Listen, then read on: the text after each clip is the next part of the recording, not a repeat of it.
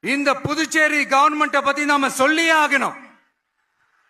இது டெஃபினட்டா தமிழ்நாட்டில் இருக்கிற மாதிரி நம்ம திமுக கவர்மெண்ட் மாதிரி கிடையவே கிடையாது.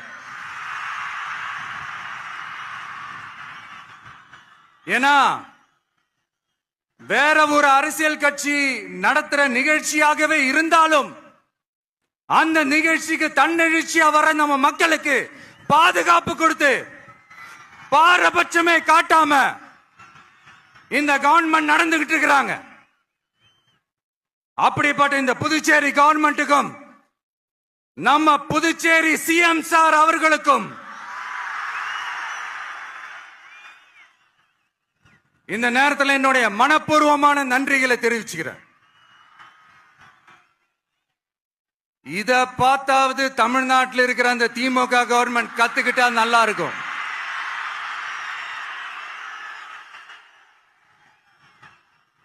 ஆனா அவங்க கத்துக்க மாட்டாங்க. பரவாயில்ல, வரப்போற எலெக்ஷன்ல 100% கத்துக்குவாங்க.